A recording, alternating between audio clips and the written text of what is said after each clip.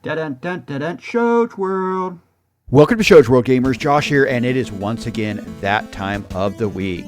That's right, as this week draws to a close, I wanted to take a moment to look at a few of the biggest video game news stories that we got this week. We're also going to look at some of the biggest video game announcements that took place this last week, and of course, we will check out the biggest video game releases you're not going to want to miss. But do me a quick favor, if this is your first time on the channel, go ahead and hit that subscribe button and join in on the fun. Alright gamers, let's kick off this week in review with a few news stories.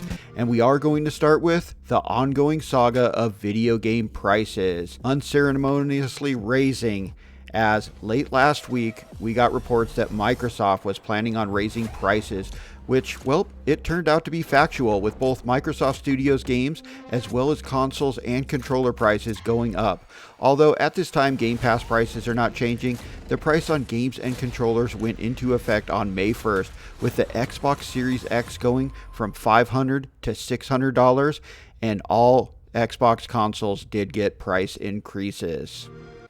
Now, in some more disappointing news that I think a lot of people were kind of expecting, as Grand Theft Auto 6 has been delayed out of 2025, in a post on X, Rockstar Games did make the official announcement that the fall 2025 release window has been canceled, and the new release date is scheduled for May 26th of next year, 2026. We still haven't seen any actual gameplay of the game. The first trailer was most likely just the intro to the game, and this week we got a second trailer that gave us kind of some info about the story, but still no gameplay. So I hope sometime this summer we get another trailer giving us a better gauge on what to expect from the gameplay when it does release next year.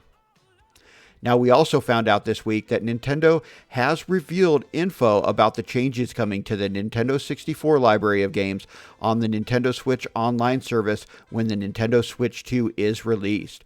We found out they will be adding the option of CRT filter to add a retro feel to your games. I'm not a big fan of the CRT filter, so I'll probably skip on that, but it's cool that it's going to be available. But in some awesome news, if you do not have the special Nintendo 64 controller, button remapping is also coming for each game's controls, so you can set them to your personal liking. And also the rewind feature found in the other game libraries will also be coming to the Nintendo 64 library. Now, there was no news as to if these features will be Switch 2 only, or if they will be available on the current Switch also. Next up, let's take a look at some video game announcements, and we're going to start with Gears of War. That's right, Gears of War Reloaded was announced this week and is a remaster of the original 2006 Gears of War. The game is releasing on August 26 on the Xbox Series systems, PC, and it will be coming to the PlayStation 5, marking it as the first Gears of War game on PlayStation systems. The remaster adds 4K resolution and crossplay with 2-player co-op as you play through the campaign and versus multiplayer with up to 8 players.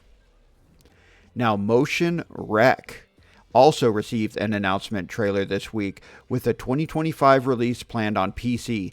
Now, there's no info on a console version at this time, but I'm keeping my fingers crossed because this title just looks super imaginative and like it's going to be a lot of fun. The game itself is a minimalist platformer where you can record your movement and then replay that movement when needed to cross gaps or reach ledges. And it looks really good.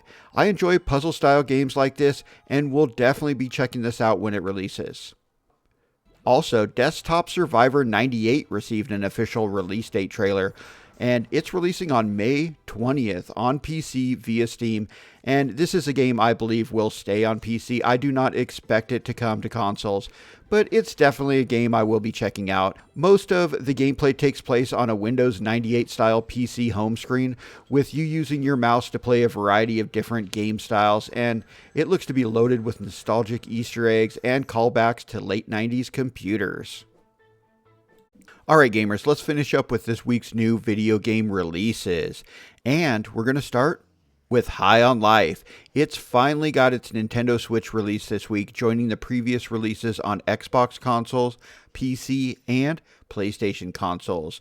The first-person shooter is a ton of fun with talking weapons, crude humor, and a world that looks like it was plucked directly out of a Rick and Morty cartoon.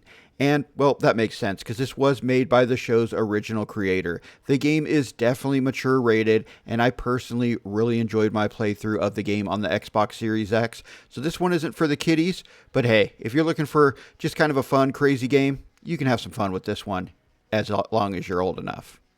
Now, Spirit of the North 2 released this week on the PlayStation 5, PC, and Xbox Series systems.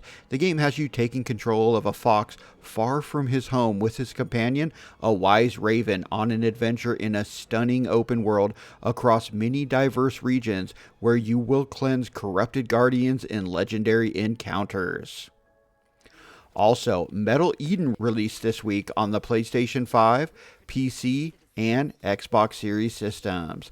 The game is an adrenaline rush sci-fi first-person shooter where you take control of the advanced hyper unit Asuka and are sent out on suicide mission to rescue the citizens from the vast monolithic city Mobius, which was once thought to be a hopeful new home for humanity, but now has turned into a deadly trap.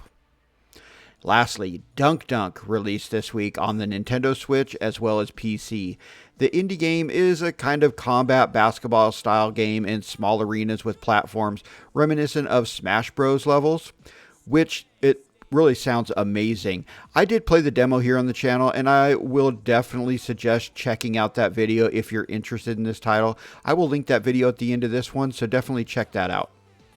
Alright gamers, that concludes this week in review for the week ending on May 9th. The week started with news that, well, Flappy Birds is back.